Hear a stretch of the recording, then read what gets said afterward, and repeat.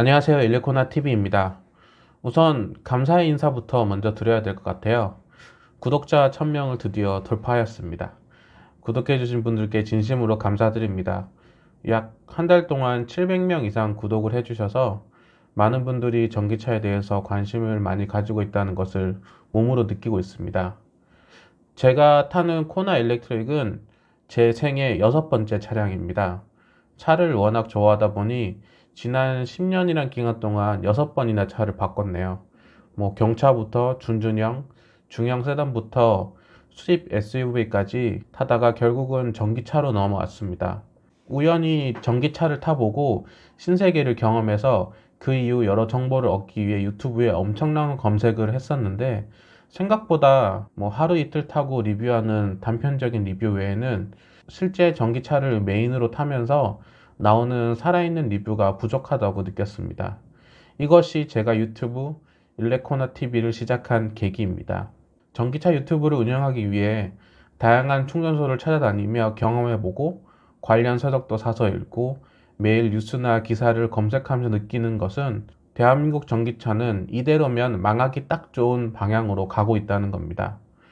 전기차를 타는 사람으로서 스스로 이 나라 전기차가 망하고 있다라고 말하기가 참 안타깝지만 10년은 탈 목적으로 샀기 때문에 쓴소리를 한번 해볼까 합니다. 만약 지금 전기차를 타고 계시고 있고 불편한 점이 단 하나도 없고 너무나도 만족하고 계시다면 향후 제가 하는 이야기가 불편하게 들리실 수 있을 겁니다. 또 전기차를 예약하고 출고를 앞두고 계신 분이라면 영상을 끄셔도 괜찮습니다. 자, 그럼 왜 이대로면 망할 수밖에 없을까요?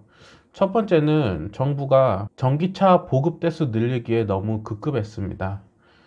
전기차가 이렇게 단기간에 많이 보급될 수 있었던 이유는 바로 정부 보조금과 각종 할인 정책이었습니다. 지금 전기차를 타고 계시는 분이 이 영상을 보고 계시다면 가슴에 손을 얹고 스스로에게 질문해 보시길 바랍니다. 나는 정말 환경을 위해서 친환경 전기차를 샀는가? 아마도 대부분 아닐 겁니다. 저 역시도 아닙니다. 정부와 지방자치단체가 주는 보조금, 그리고 기존 휘발유나 디젤, LPG 대비 엄청나게 저렴한 충전비가 가장 큰 이유였습니다. 여기서 문제는 이런 정부 혜택으로 전기차의 등록 대수는 하루가 다르게 늘어가는데 충전 인프라는 정말 거북이 걸음이라는 겁니다. 특히 급속 충전기 인프라는 정말 최악이라고 해도 과한 평가가 아니라고 생각됩니다. 급속 충전기의 인프라가 가장 필요하지만 가장 열악한 곳이 바로 고속도로입니다. 고속으로 달리면 전비가 급속도로 떨어지는 전기차의 특성 때문에 급속 충전기가 가장 필요한 곳은 고속도로 휴게소입니다. 제가 지난번 영상에서도 이야기했듯이 고속도로에 전기차가 몰리는 명절이나 연휴, 휴가철의 충전 대란은 이제 더 심해졌으면 심해졌지 절대 축소되지는 않을 겁니다. 지금 고속도로 휴게소 급속 충전기 현실이 어떤지 아십니까? 평균적으로 1기 또는 2기 정도밖에 없습니다. 거기에다가 방문을 해보면 그나마 2기 중에 하나는 고장이 났거나 에러로 인해서 사용할 수 없는 곳이 태반입니다. 그리고 고속도로 휴게소에서 충전을 좀 해보신 분은 알겠지만 비가림막 하나 없이 방치되어 있는 충전기는 곳곳이 녹이 슬고 노후가 되고 파손되어 있어서 관리 상태가 정말 엉망입니다. 또 거의 모든 휴게소가 50kW급 구형 급속 충전기를 갖추고 있어서 충전 순환율은 최악이라고 보시면 됩니다. 실제로 지난번에 휴게소에 들렀었는데요. 2기 중에 1기는 충전 중이었고 1기는 고장이 나 있었습니다.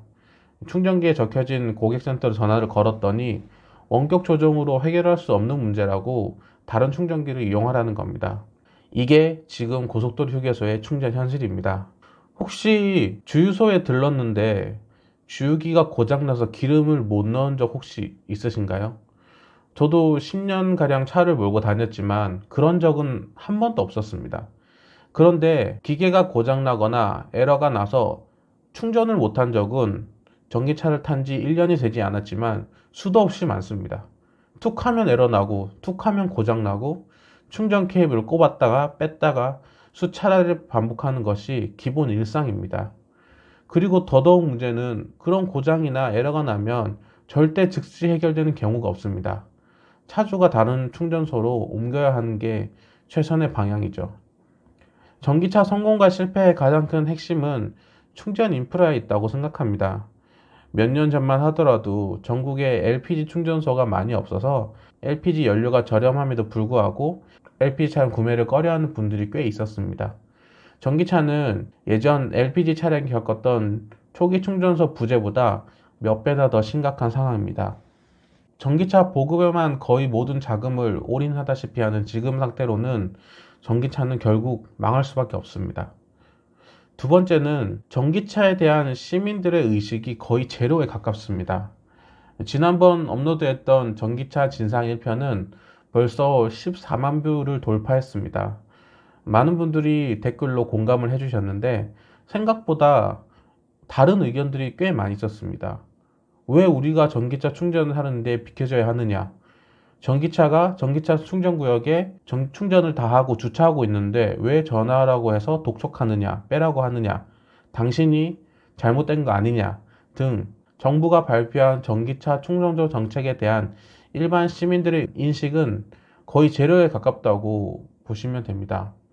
만약 저 역시도 전기차를 타지 않았다면 전혀 관심을 갖지 않았을 겁니다. 왜냐하면 전기차 구역에 주차를 했는데 전기차 구역에 주차를 해서 벌금을 물었다는 사람은 단 한 명도 보지 못했거든요. 실제로 여러 뉴스에도 나왔지만 전국적으로 전기차 충전 방해 금지법으로 인해 벌금을 물었다는 사람은 거의 없다고 합니다. 말 그대로 유명무실한 법이죠. 전기차를 타면서 어딜 가든지 전기차 충전 구역을 살펴보는 버릇이 생겼습니다.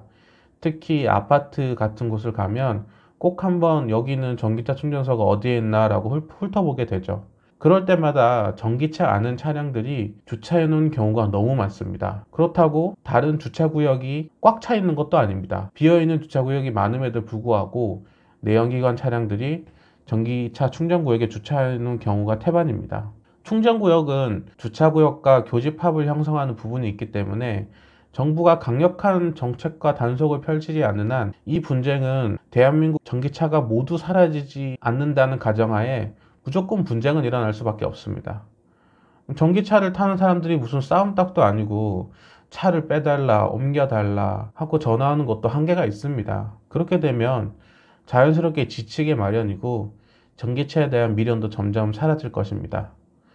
담배 끊으라고 줄기차게 나르던 써가면서 공익 광고하는 것도 좋지만 전기차 충전구역에 대한 인식 확대를 위해서 적어도 전기차 오너들이 충전구역으로 인해 힘 빠지고 허탈해하지는 않았으면 좋겠습니다.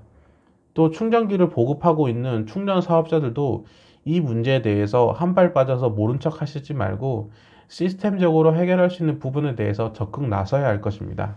세 번째는 정책은 정부가, 공급은 한전이 하는 이상한 구조를 가지고 있습니다.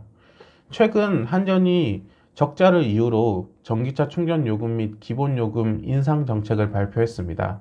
사실 더 정확하게 이야기를 하면 충전 할인은 2019년 12월 31일부로 끝나는 것이라고 이미 발표가 돼 있었습니다. 그런데도 전기차를 사는 사람들에게는 이런 마음이 있었죠. 정부가 전기차를 보급하려고 수백억을 써가면서 애를 쓰는데 설마 충전값을 확 올리겠어? 그런데 올렸죠.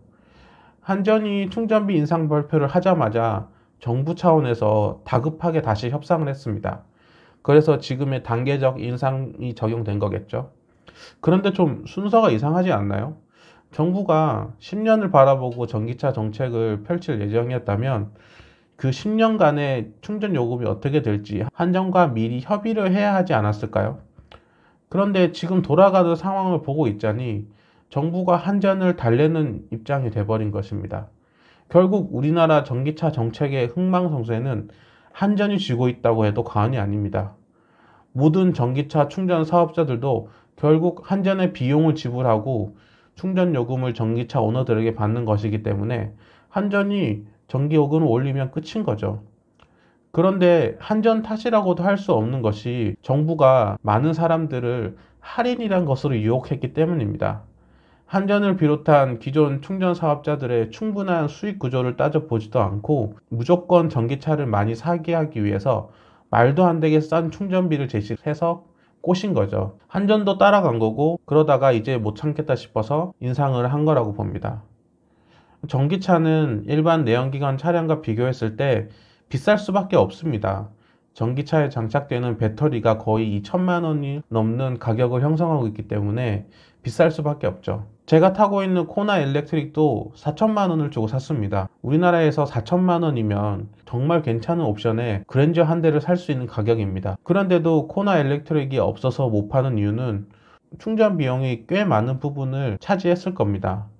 차값이 비싸도 충전이 불편해도 충전비가 싸서 샀는데 그 충전비가 오른다? 그러면 연비 좋은 하이브리드나 LPG 차량과 큰 비용 차이가 없다면 누가 전기차를 타려고 할까요? 충전 시간이나 불편한 인프라를 모두 감수해야 되는데 말이죠. 결국 충전비 문제는 첫 번째 단추부터 잘못 끼워진 것이고, 잘못 끼워진 줄 알면서도 빨리 옷을 입기 위해 계속해서 단추를 연속적으로 끼워버린 것이죠. 그리고 이제서야 거울을 본 것이고 삐뚤어지게 옷을 입은 본인 모습을 보면서 걱정하는 것입니다. 전 세계적으로 내연기관 차량 생산과 판매를 금지하지 않는 이상 충전 비용의 문제는 전기차의 최대 숙제가 될 것이며, 이것이 대한민국 전기차가 흥하냐 망하느냐를 결정짓는 중요한 요소로 작용할 것입니다. 네 번째는 아수라 백작같이 이중성을 가진 정부의 정책입니다. 2020년이 돼서 전기차 정책 중 가장 큰 이슈는 바로 완속 충전기의 취득세입니다. 완속 충전기는 시간당 7kW 내외로 충전되기 때문에 주로 주거단지인 아파트에 설치가 많이 되는 형태입니다. 또 100kW급과 같은 대규모 급속 충전 시설에 비해 설치비나 취득세 부분이 저렴하거나 아예 없어서 신축 아파트는 물론 오래된 아파트에도 설치를 하는 추세죠. 아마 전기차를 타지 않으셔도 아파트를 살고 계시다면 지하주차장에 설치된 완속 충전기를 보신 적이 있으실 겁니다. 그런데 정부가 2020년 1월부터 이 완속 충전기에 대한 취득세 부과를 결정을 했고, 뒤통수 맞은 아파트 관리사무소에서 완속 충전기 설치 업체에 항의 전화를 하고 있고 철거를 해가라고 요구를 하고 있다고 합니다. 유일하게 제주도만이 전기차 충전 서비스 사업 규제 샌드박스 정책 특례를 활용해서 2022년까지 전기차 충전시설 취득세를 면제하는 조항을 신설했습니다. 원희룡 제주도지사가 최근에 정부의 역행하는 이런 전기차 정책에 대해서 강력하게 비난을 한 적도 있습니다. 앞으로 보조금 할인과 각종 할인을 내세우면서 뒤로는 충전기의 취득세를 때려버리는 이 이중성은 무엇으로 설명해야 할까요? 이렇게 되니 단순히 충전기 취득세 그치지 않을 거라는 생각이 듭니다. 다음에는 또 어떤 반전으로 기존의 전기차 오너들에게 칼을 꼽을지 궁금하기도 하고요. 이런 상황에서 전기차 보급을 늘리겠다고 하는 정부의 말을 어디까지 믿어야 될지 모르겠습니다. 라이프 서클이 긴 제품일수록 그 제품을 샀던 사람들의 만족도가 향후 판매량에 큰 영향을 미칩니다. 그 제품을 이미 샀던 사람들의 후기를 듣고 제품을 살지 말지 결정하는 경향이 크기 때문이죠. 특히 자동차와 같은 고가격 제품들은 절대적으로 기존 유저들의 만족도가 향후 판매에 큰 영향을 미칩니다. 정부도 제조사도 충전사업자도 잊지 말아야 할 부분은 지금 단계에서 보조금의 양이나 새로운 자동차나 새로운 충전기보다 중요한 것은 기존 전기차 오너들의 만족도를 높여야 한다는 것입니다. 실례로 제 주변에 유일하게 전기차를 타는 저에게 전기차 어떠냐, 탈만하냐, 나도 사볼까? 라는 질문들이 수없이 들립니다. 만약 저를 비롯한 기존의 전기차 오너들이 야, 절대 사지 마라. 보조금 준다고 했는데 혹해서 당했다. 이거 충전 너무 불편하다. 이거 너 사면 호구다. 너도 당하지 마라. 라고 지속적으로 불평불만을 한다면 과연 전기차를 사려고 하는 사람들이 있을까요? 지금 대한민국 전기차 산업에 정말 큰 기로에 서 있습니다. 지금의 판단이 향후 전기차 산업의 미래를 결정한다는 점 잊지 마시길 바랍니다. 이상 일레코나TV였습니다. 긴 내용 끝까지 들어주셔서 감사합니다. 그리고 한 번 더 구독자 1000명 정말 감사합니다.